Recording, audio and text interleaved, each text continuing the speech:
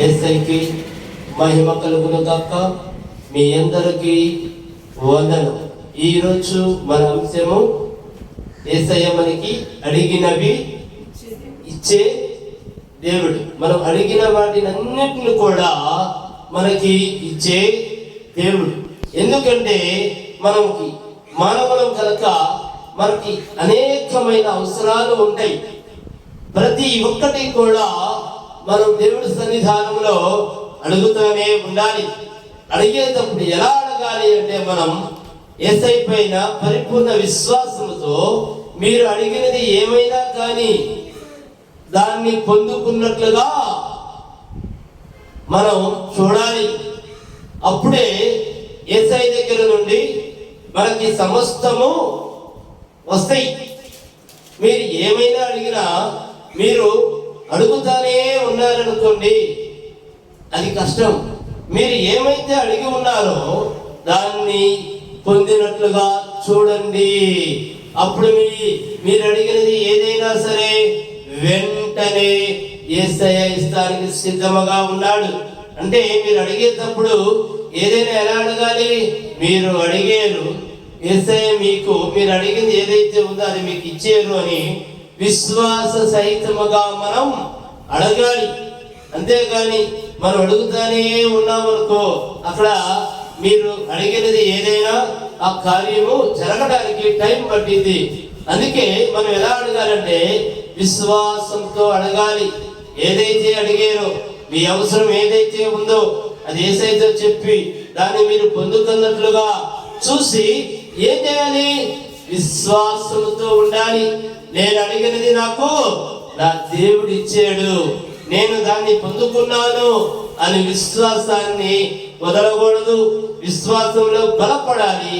అప్పుడు గనక అయినట్లయితే మనం ఏది అడిగినా సరే ఆయన ఇస్తానికి సిద్ధముగా ఉన్నాడు. కాబట్టి మనం అడగాల్సిన విధానం ఏమిటి అనగా, ఏదైతే అడుగుతామో దాన్ని పొందుకున్నట్లుగా చూడండి, విశ్వాసంతో ఉండండి. అప్పుడు మన జీవితంలో యేసయ్య అద్భుతములు చేయటానికి సిద్ధముగా ఉన్నాడు. ఎందుకంటే ఆయన మనం ఏమి అడిగినను చేస్తానికి సిద్ధముగా ఉన్న దేవుడు. ఆయన మన కోసం రక్తము కార్చిన దేవుడు. ఆయన మనల్ని ప్రేమించుచున్న దేవుడు. ఆయన మనల్ని రక్షించుచున్న దేవుడై ఉన్నాడు. కనుక మన యేసయ్య నిరంతరము మనల్ని ప్రేమించుచున్న దేవుడై ఉన్నాడు. అందుకే మనం ఎలా ఉండాలి? యేసయ్యని ఎప్పుడు స్తుతించుకుంటూ ఉండాలి. యేసయ్యని ఎప్పుడు మహిమపరుచుకుంటూ ఉండాలి. యేసయ్య పట్ల భయం కలిగి ఉండాలి. భయం అంటే ప్రేమించేటప్పుడు భయం ఎందుకయ్యా అంటారేమో, మనం చెడ్డ కార్యాలు చేయకుండా నా దేవుడు చూస్తున్నాడు, నా హృదయ తలంపులను చూచుచున్న దేవుడు నా యేసయ్య. నా హృదయంలో తప్పు ఆలోచన రాకూడదు.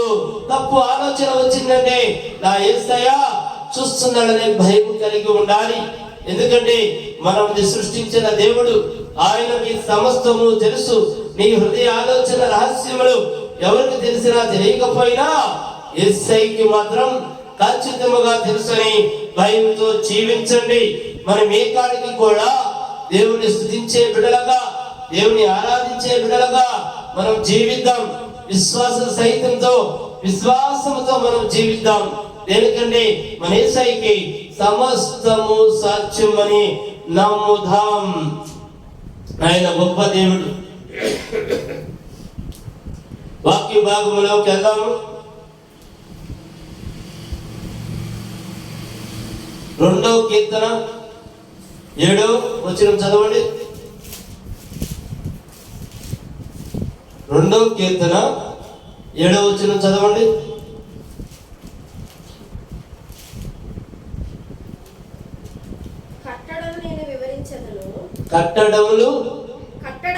కట్టడను నేను వివరించెదను. యెహోవా నాకు ఇలాగు సెలవిచ్చెను, నీవు నా కుమారుడవు, నేడు నిన్ను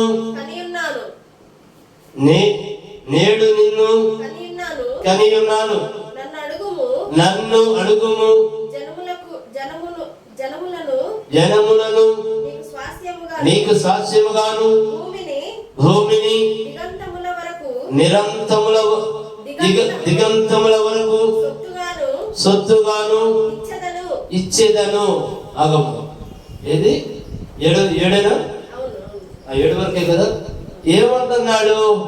ఆయన మనల్ని కని ఉన్నాడు. యేసయ్య నీకు ఏది కావాలన్నా నన్ను అడుగు, నేను ఇస్తానని వాగ్దానం ఇచ్చిన దేవుడు.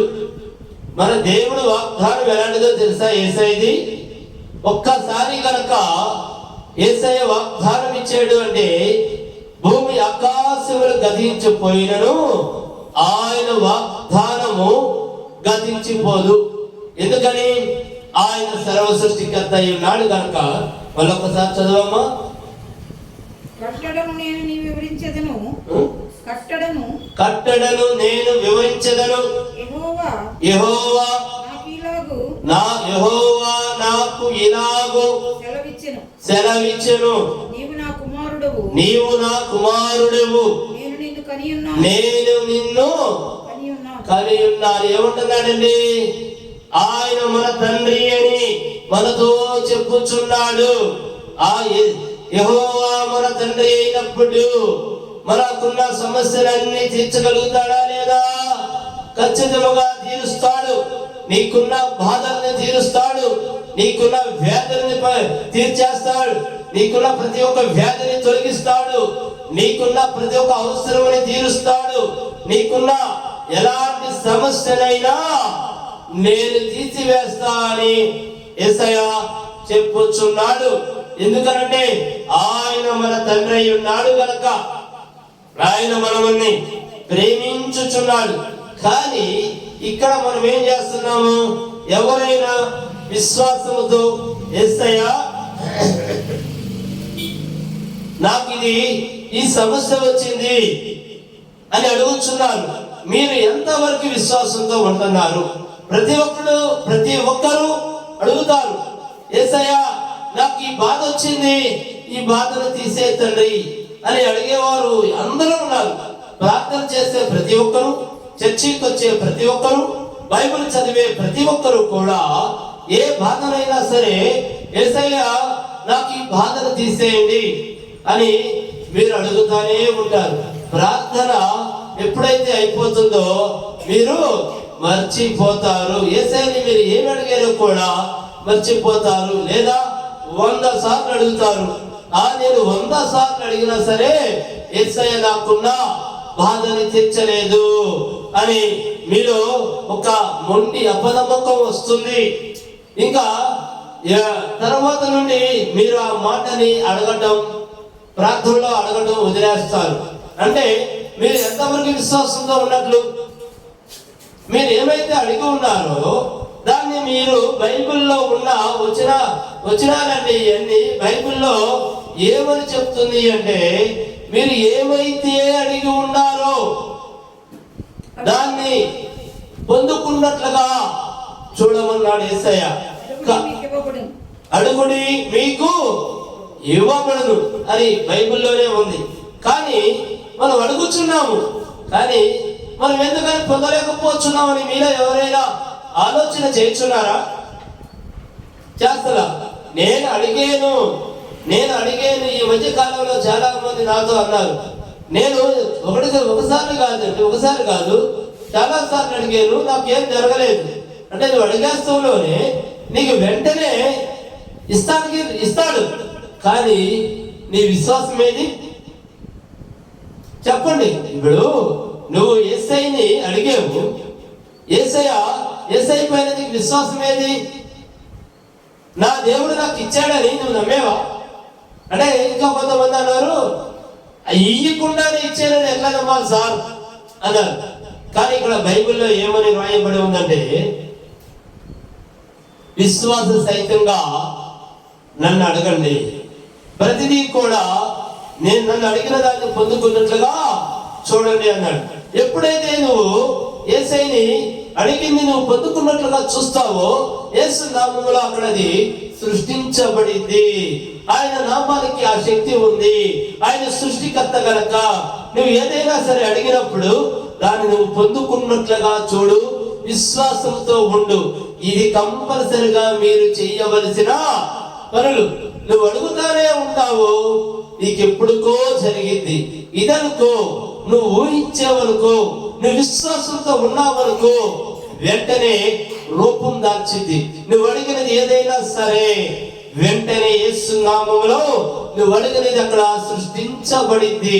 ఎందుకనగా ఆయన సృష్టికర్త గనక, ఆయన నామములో నువ్వు ఏమి అడిగినా అక్కడ సృష్టించబడింది గనక, నువ్వు ఇలా ఊహించకుండా, నువ్వు విశ్వాసం లేకుండా నువ్వు అడుగుతా ఉన్నావు అనుకో, నువ్వు అడిగింది సృష్టించబడడానికి చాలా టైం పట్టింది. కాబట్టి మీరు ఏదైనా సరే, మనుషులకి అసాధ్యము, మానవులకి అసాధ్యం, కానీ దేవుడికి అసాధ్యం అనేది ఏమీ లేదు. సమస్తము సాధ్యమే. కానీ మనం ఏం చేయాలి? పరిపూర్ణముగా నమ్మాలి. మనం ఎప్పుడైతే యేసయ్యని పరిపూర్ణముగా నమ్ముతామో, నమ్మి మనం అడగాలి. యేసయ్య పట్ల పరిపూర్ణ విశ్వాసంతో ప్రార్థన చేయండి. నా దేవుడు సర్వశక్తి కలిగిన దేవుడు, నా దేవుడు సర్వాధికారి అయిన దేవుడు, నా యేసయ్యకి సమస్తము సాధ్యమే. నేను ఏమడిగినా నా దేవుడు చెయ్యగలిగిన దేవుడు, చేసిన దేవుడని ఫస్ట్ నమ్మండి. నమ్మి ప్రార్థన చేయండి. నమ్మి ప్రార్థన చేస్తే సమస్తము సాధ్యమే. మీరు నమ్మకుండా కనుక ప్రార్థన చేస్తే అది ఏది కూడా వెంటనే లభించదు. చాలా టైం పట్టింది.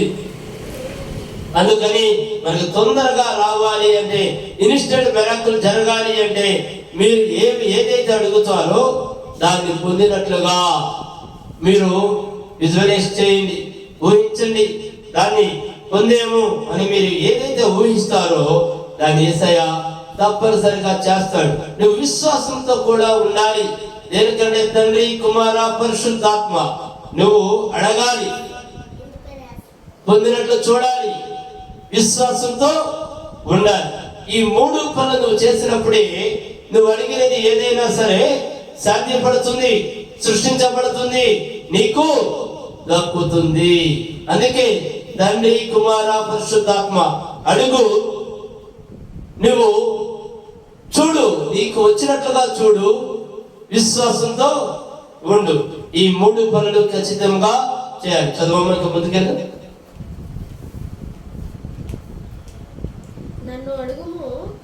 నన్ను అడుగుము, జనములను నీకు స్వాస్థ్యముగాను, భూమిని దిగంతముల వరకు సొత్తుగాను ఇచ్చేది. ఒక్క నిమిషం. ఇక్కడ యేసయ్య ఏమంటున్నాడు? భూమిని సొత్తుగా, అంటే నీ సొంతం కాదా? భూమిలో ఉన్న అన్ని కూడా నీ సొంతం. అయితే ఏం జరుగుతుంది? మనకి అడగడం చేతకాట్లా, తీసుకెళ్ళడం చేతకాట్లా, విశ్వాసంతో ఉంటాం చేతకాట్లా. ఇంకోసారి చదవము. భూమిని దిగంతముల వరకు సొత్తుగాను ఇచ్చేదను. భూమి దిగంతముల వరకు సొత్తుగాను ఇచ్చేదను అన్నాడు. భూమిలో ఉన్నది ఏదైనా సరే మన సొత్తే. అంటే మన సొత్తు అంటే ఏంటి? మన సొంతం అవ్వాలంటే ఏం చేయాలి చెప్పండి? యేసయ్య ఇవ్వాలి. యేసయ్య ఇవ్వాలంటే మీరేం చేయాలి, నేనేం చేయాలి? ఆయన్ని అడగాలి. అడగటం చేత అయి ఉండాలి. యేసయ్య ఈ అంటే ఇస్తాడు ఎప్పుడుకో. యేసయ్య మీరు నాకు ఇప్పుడు ఇచ్చినందుకు తండ్రి మీకు మహిమ కలుగును గాక అని ముందుగానే మనం యేసయ్యకి ఏం చేయాలి? మహిమ చెల్లించుకోవాలి. యేసయ్య మీరు అడిగినది ఏదైతే ఉందో దాన్ని పొందుకున్నట్లుగా చూడాలి. విశ్వాసంతో ఉండాలి. విశ్వాసాన్ని బలపరుచుకోవాలి.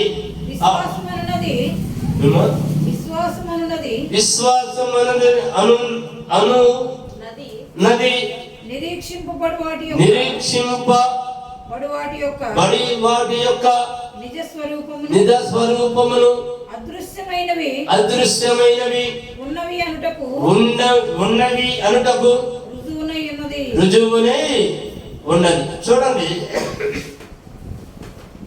యేసయ్య మనతో చెప్పుచున్నాడు, మనం ఏమైతే అడిగి ఉన్నామో అవన్నీ కూడా దయచేసి పొందుకున్నట్లుగా మనం చూడాలి. 8 కూడా చదువు. 9 ఇనుప దండముతో నీవు వారిని నలగగొట్టెదవు, కుండను పగలగొట్టినట్టు వారిని ఒక్క చెక్కలుగా పగలగొట్టెదవు. చూడండి, మనము కనుక ప్రార్థన చేసినట్లయితే ఇక్కడ వాక్యంలో ఏమని రాయబడి ఉందండి? ఇంకోసారి చదవమ్మా. ఇనుప దండముతో నీవు వారిని నలగగొట్టెదవు, కుండను పగలగొట్టినట్టుగా వారిని ఒక్క చెక్కలుగా పగలగొట్టెదవు. ఈ లోకంలో మన శత్రువు ఎవరు? అపవాది. మనము కనుక ప్రార్థనా బలము కలిగి ఉంటే ఇనుప దండముతో చెప్పండి వారిని నలగొట్టెదవు. అంటే నీ మీదకి సమస్యలు తీసుకురావాలనుకంటే, నేను ఇబ్బంది పెట్టాలనుకంటే నువ్వే అపవాదిని ఇబ్బంది పెట్టేస్తావు. అబ్బో, అసలు ఇతని జోలికి నేను ఎందుకు వెళ్ళాలి అనుకోవాలన్నమాట అపవాది. అర్థమైందా? ఎప్పుడు నువ్వు దేవుడిని స్తుతించినప్పుడు, నువ్వు దేవుడిని యేసయ్యని నమ్మినప్పుడు, నువ్వు యేసయ్య పట్ల విశ్వాసంతో ఉన్నప్పుడు నీకు అంత శక్తి వస్తుంది. ఎందుకంటే నీ దగ్గరికి అయ్యో బాధలు రావాలనుకంటే నీ జోలి కనుక వస్తే వాళ్ళకే బాధలు వస్తాయి. నీకే కీడైతే చేయాలనుకున్నారో వారికే ఆ కీడు తిరిగి వెళ్ళిపోయింది. నిన్ను ఏ బాధ అయితే పెట్టాలనుకున్నారో వారికి ఆ బాధ తిరిగి వెళ్ళిపోయింది. నిన్ను ఎంతైతే ఏడిపించాలనుకున్నారో వారే తిరిగి ఏడుస్తారు. నిన్ను ఎంతైతే ఇబ్బందుల్లో పడేయాలనుకున్నారో వారికే తిరిగి ఆ ఇబ్బందులు వెళ్ళిపోద్ది. నేను ఎంతైతే వ్యాధుల్లో పడేయాలనుకున్నారో తిరిగి వారికే ఆ వ్యాధులు వెళ్ళిపోద్ది. ఎప్పుడు ఇవన్నీ యేసయ్యని మనం పరిపూర్ణంగా నమ్మినప్పుడు, మన హృదయంలో యేసయ్యకి స్థానం ఇచ్చినప్పుడు, మన పూర్ణ హృదయం యేసయ్యకి అప్పగించినప్పుడు మన హృదయంలో ఎవరు ఉండాలి? యేసయ్య ఉండాలి. ఏం జరుగుతున్నప్పుడు ప్రతి సమస్య పారిపోతుంది. ఈ చోరికి రావాలంటే ప్రతి సమస్య బెదిరిపోతుంది. ఎప్పుడు మనం యేసయ్యతో విశ్వాసంతో ఉన్నప్పుడు, నా యేసయ్య నాలో ఉన్నాడు, నా యేసయ్య నాతో ఉన్నాడు, నా యేసయ్య నన్ను నడిపించుచున్నాడు అని మనం పరిపూర్ణముగా నమ్మాలి. నమ్మితే సమస్తము సాధ్యమే. యేసు నామములో, ఆయన నామములకు అంత శక్తి ఉంది, అంత పవర్ ఉంది. యేసయ్యకి మహిమ కలుగును గాక. మరొక వాక్య భాగానికి వెళ్దాం. 107వ కీర్తన 6-7 వచనములు.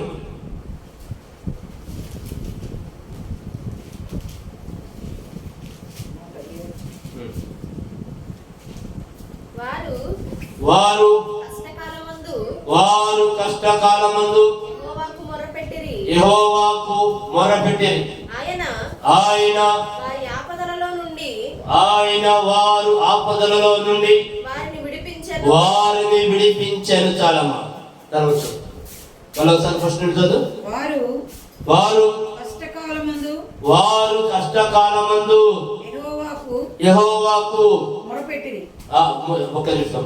వారు కష్టకాలమందు ఎవరు మొరపెట్టాలి? దేవునికి మొరపెట్టాలి, యెహోవాకి మొరపెట్టేరాళ్ళు. అర్థమైందా?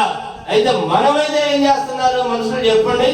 ఏదైనా కష్టం రావటంలోనే నా సమస్యను ఎవరు తీరుస్తారు, నా బాధను ఎవరు తీరుస్తారు, ఎక్కడికని నేను వెళ్ళాలి, ఎవరితో మాట్లాడాలి, ఏమి చేయాలి అనే ఆలోచనలు తడతా ఉంటాయి.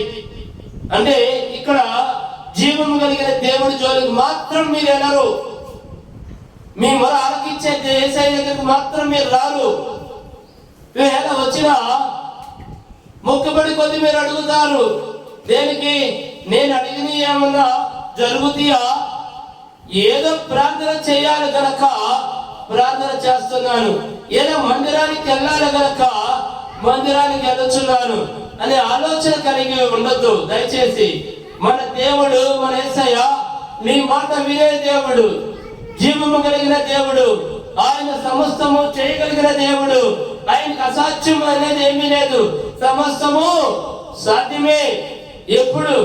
నీవు విశ్వాసంతో ఉండాలి, నువ్వు యథార్థముగా అడగాలి, నువ్వు పొందినట్లుగా చూడాలి.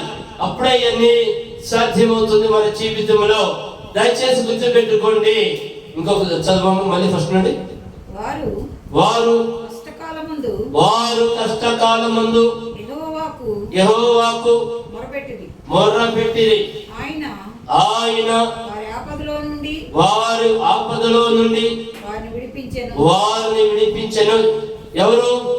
ఏమంటున్నాడు? మీరు బైబిల్ చదువుతారు కదా, బైబిల్ని నమ్ముతారు కదా, చర్చికి వెళ్తారు కదా, ప్రార్థన చేస్తారు కదా. యేసయ్య మాట వాక్యములో రాయబడి ఉందండి, అది జరిగింది అని దయచేసి నమ్మమని యేసు నామములో చెప్పుచున్నాను. బైబిల్లో ఉన్న ప్రతి ఒక్క వాక్యానికి శక్తి ఉంది. బైబిల్ అనగా, వాక్యం అనగా యేసయ్య మనతో మాట్లాడుచున్నాడు అని యేసు నామములో నేను మీతో చెప్పుచున్నాను. బైబిల్ చదవండి, సమయం ఉన్నప్పుడల్లా బైబిల్ చదువుతా ఉండండి. బైబిల్ మనం చదువుతా ఉన్నామనుకో మనకి ఏం ఏర్పడుతుంది? విశ్వాసం మనకి ఏర్పడుతుంది. నా దేవుడు శక్తి కలిగిన దేవుడు, నా దేవుడు మహిమ కలిగిన దేవుడు, నా యేసయ్య సమస్తము చేయగలిగిన దేవుడు, నా యేసయ్య మాత్రమే చేయగలుగుతాడు అని మనము బలమైన విశ్వాసంతో ఉండగలుగుతాం. కాబట్టి మనం ఏదైనా సరే విశ్వాసంతో జీవిద్దాం. ఇంకా ముందుకెళ్ళాము. 7 కూడా చదువు. వారొక నివాసపురము చేరినట్లు చక్కని త్రోవను ఆయన వారిని నడిపించెను. చూడండి, యేసయ్య మనల్ని చక్కని త్రోవన నడిపించెను అని వాగ్దానం ఇచ్చాడు. ఆయన బిడ్డలమైన మనకి ఎలాంటి ఆపద జరగకూడదని, ఎలాంటి బాధ రాకూడదని ఎప్పుడు యేసయ్య చూస్తూ ఉంటాడు. అయితే మనం ఎందుకని అట్లా ఆయన దారిలో నడవలేకపోతున్నాము అంటే మనం యేసయ్య మార్గంలో వెళ్తల్లా. ఎందుకంటే మనం అడ్డదిడ్డమైన దారుల్లో వెళ్ళుచున్నాము. అడ్డదిడ్డమైన దారుల్లో వెళ్ళిపోయి అనేకమైన బాధల్ని కొని మరీ తెచ్చుకుంటున్నాము. ఇక్కడ సర్వ సృష్టికర్తని నేనే, సమస్తము నేనే, మీకు ఏమి కావాలన్నా నేనిస్తాను అని యేసయ్య చెప్పుచున్నాడు. కానీ అది ఏమైనా సరే మానవులకు అసాధ్యము, కానీ యేసయ్యకి సమస్తము సాధ్యము. బలమైన విశ్వాసంతో మనము ప్రార్థన చేయాలి. యేసయ్య, నువ్వు వాగ్దానం ఇచ్చిన దేవుడు కదా నాయనా, నీ వాగ్దానం నిజము కదా.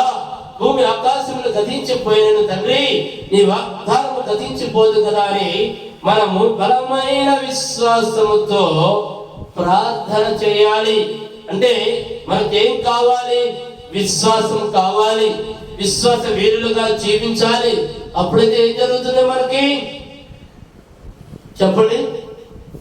దేవుడి యొక్క ప్రేమ లభిస్తుంది, దేవుడి యొక్క శక్తి లభిస్తుంది.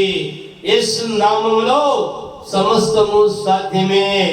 ఆయన గొప్ప దేవుడై ఉన్నాడు గనక మనం ఏమైనా సరే యేసయ్యలో సమస్తము నేను నమ్మండి. అర్థమైందండి? నీకు ఏ అవసరమైనా, అది ఎలాంటి అవసరమైనా, మన వల్ల కానిదైనా యేసయ్య చేయగలుగుతాడని నమ్మండి. పరిపూర్ణ విశ్వాసంతో ఉండండి, విశ్వాసంతో అడగండి, విశ్వాసంతో పొందండి. ఏది అయితే మనం అడిగి ఉన్నామో దాన్ని పొందినట్లుగా చూడండి. ఉదాహరణకి మీకు ఆరోగ్యం బాగాలేదనుకోండి, హాస్పిటల్కి వెళ్ళొద్దని నేను అన్ను. హాస్పిటల్కి వెళ్ళండి, అక్కడ ట్రీట్మెంట్ అక్కడ తీసుకోండి. యేసయ్యని ప్రార్థించండి. మీరు ప్రార్థన చేసేటప్పుడు యేసయ్య మిమ్మల్ని స్వస్థతపరిచినట్లు, మీరు మంచి ఆరోగ్యంతో తిరుగుతున్నట్లుగా చూడండి. అప్పుడు ఏం జరుగుతుంది? మీరు ఎప్పుడైతే ఊహిస్తారో ఆ ఊహ అక్కడ సృష్టించబడుతుంది. మీరు దేనినైతే ఊహించి ప్రార్థన చేస్తారో అక్కడ అది సృష్టించబడుతుంది. కాబట్టి మీరు ఎప్పుడైనా మీకు ఒక సొంత ఇల్లు కావాలి, యేసయ్యని ప్రార్థన చేసి అడుగుచున్నారు, మీరు ఒక సొంత ఇల్లు కొన్నట్లు, ఆ ఇంట్లోకి వెళ్ళినట్లు, ఆ ఇంట్లో ఉన్నట్లు మీరు చూడండి. అప్పుడే అక్కడ అది సృష్టించబడుతుంది. మీరు విత్తనం వేసారు, ఆ విత్తనం మొలకయ్యింది, మొలకయ్యి చెట్టయింది, చెట్టయి మహావృక్షమైంది. ఊహ అనేది మీరు యేసయ్యని అడిగినప్పుడు దేన్నైతే ఊహిస్తారో అది విత్తనము. ఆ విత్తనము మొలకెత్తాలి. మొలక అనేది విశ్వాసము. ఆ చెట్టు మహావృక్షం అవడం అంటే చెప్పండి, మీ ఒక్క బలమైన విశ్వాసం మహావృక్షం అయిపోయింది. మీరు విశ్వాసం అనగా అడగడం అంటే విత్తనం వేస్తాం, అది మొలకెత్తింది అంటే విశ్వాసం. తెలుసా అండి? అది పొందడం అంటే మహావృక్షం. మీరు పొందినట్లుగా దేన్నైతే అడుగుతారో దాన్ని పొందినట్లుగా చూడండి. మన దేవుడి పట్ల బలమైన విశ్వాసంతో ఉండండి. యేసయ్యకి సమస్తము సాధ్యమే అని నమ్మండి. ఎందుకంటే ఆయనకి సమస్తము సాధ్యం కనుక, ఆయన గొప్ప దేవుడై ఉన్నాడు కనుక, ఆయనే సర్వ సృష్టిని సృష్టించి ఉన్నాడు కనుక ఏదైనా సరే ఆయనకి సాధ్యం. అందుకే దయచేసి మీరంతా కూడా బలమైన విశ్వాసంతో ఉండమని, మీరు యేసయ్యని యేసు నామములో ఏది అడిగినా సరే ఆయన ఇచ్చినట్లుగా పొందుకున్నట్లుగా, మీరు ఏమి అడిగినా దాన్ని పొందుకున్నట్లుగా చూడండి. విశ్వాసంతో ఉండండి. యేసు నామములో సమస్తము సాధ్యమే. అందుకే ఈ వారము మన అంశం ఏమిటి? మీరు అడిగినదే, మీరు ఏమైతే అడిగి ఉన్నారో అవన్నీ కూడా మనకి ఇచ్చే దేవుడు. అందుకే మీకేమి కావాలన్నా మీరు ధైర్యముగా యేసయ్యని అడగండి. మీరు ఏమైతే అడిగి ఉన్నారో దాన్ని పొందినట్లుగా చూడండి. విశ్వాసంతో ఉండండి. యేసయ్యకి మహిమ కలుగును గాక. దయచేసి తలలో ఉంచుకుంటే ప్రార్థన చేసుకుందాం. మా గొప్ప దేవా, మా యేసయ్య, మా తండ్రి, ఈ రోజు తండ్రి వాక్యములో నా తండ్రి, వాక్యం రూపంలో నా తండ్రి మీరు మాతో మాట్లాడి తండ్రి, నాయన ఈ వాక్యమున్న ప్రతి బిడ్డ నా తండ్రి విశ్వాసములో బలపడేటట్లుగా చేయమని అడుగుచున్నాను. నాయన మీరు సమస్తము చేయగలిగిన దేవుడు, చేసిన దేవుడు కనుక నాయన సమస్తము మీకు మాత్రమే సాధ్యము కనుక ఈ వాక్యమున్న ప్రతి ఒక్క బిడ్డ విశ్వాసములో బలపడడానికి తండ్రి సిద్ధపరచమని తండ్రి యేసు నామములో అడుగుచున్నాను తండ్రి. నజరేయుడైన యేసు క్రీస్తు నామములో ప్రార్థించి అడిగి వేడుకొనుచున్నాను నా ప్రియ పరలోకపు తండ్రి. ఆమేన్, ఆమేన్, ఆమేన్. మీ అందరికీ వందనం. మా మినిస్ట్రీ పేరు జీసస్ పవర్ టచ్ మినిస్ట్రీస్. మా అడ్రస్ మదర్ తెరీసా వీధి, ఐతానగర్, తెనాలి, గుంటూరు జిల్లా. మా ఫోన్ నెంబర్ 9581961369. మీ అందరికీ వందనం. తండ్రి, కుమార, పరిశుద్ధాత్మ నామములో త్రియేక దేవుని కాపుదల మనందరికీ తోడు నీడగా ఉండను కాక. ఆమేన్, ఆమేన్, ఆమేన్. అందరికీ వందనం.